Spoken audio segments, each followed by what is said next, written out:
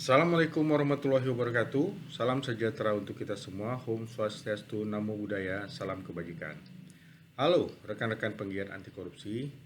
Hari ini kita akan mencoba membahas tentang hukuman vonis 6 tahun penjara untuk sekretaris nonaktif Mahkamah Agung, Bapak Hasbi Hasan.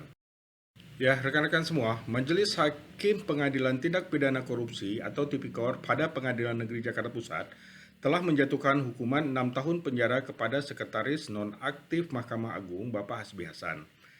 Dalam hal ini, Hakim menyatakan Hasbi Hasan dinilai terbukti secara sah dan meyakinkan menurut hukum telah menerima suap penanganan perkara kasasi koperasi simpan pinjam atau KSP inti dana yang tengah bergulir di Mahkamah Agung.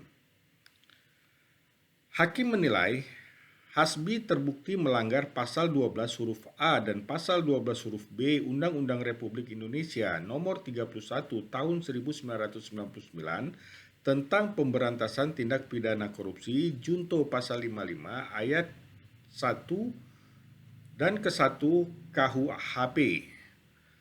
Hukuman ini sebenarnya lebih rendah daripada tuntutan Jaksa Penuntut Umum atau JPU dari Komisi Pemberantasan Korupsi atau KPK yang meminta Majelis Hakim Tipikor Jakarta menjatuhkan hukuman 13 tahun dan 8 bulan penjara kepada Hasbi Hasan.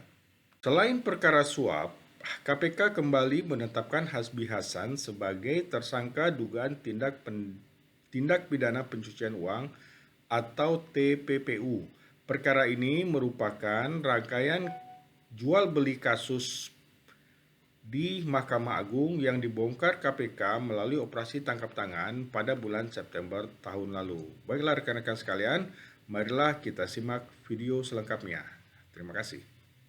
Mengadili 1. Menyatakan terdakwa Hasbi Hasan terbukti secara sah dan meyakinkan bersalah melakukan tindak pidana korupsi yang dilakukan secara bersama-sama, secara berlanjut, sebagaimana dalam dakwaan kumulatif ke-1 alternatif pertama dan tindak pidana korupsi yang dipandang sebagai perbuatan yang berdiri sendiri, sebagaimana dalam dakwaan kumulatif kedua.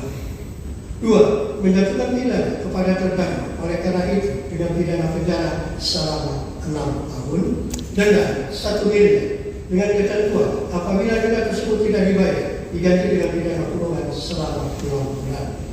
3. Menjatuhkan pidana tambah kepada terdakwa untuk membayar uang pengganti sebesar Rp3.880.844.400 jika terpidana tidak membayar uang pengganti paling lama 1 bulan sesudah putusan pengadilan yang telah memperoleh kekuatan hukum tetap, maka harta benda dapat disita oleh jaksa dan dilelang untuk menutupi uang pengganti tersebut. Dalam hal terpidana tidak mempunyai harta benda yang cukup untuk membayar uang pengganti, maka dipidana dengan pidana penjara selama 1 tahun.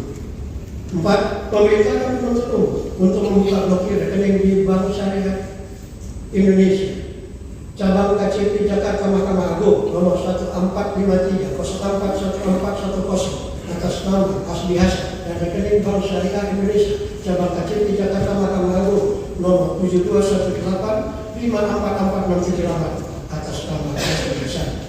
5. Menetapkan masa penahanan yang telah dijalani oleh terdakwa dikurangkan seluruhnya dari pidana yang dijatuhkan. 6. Menetapkan terdakwa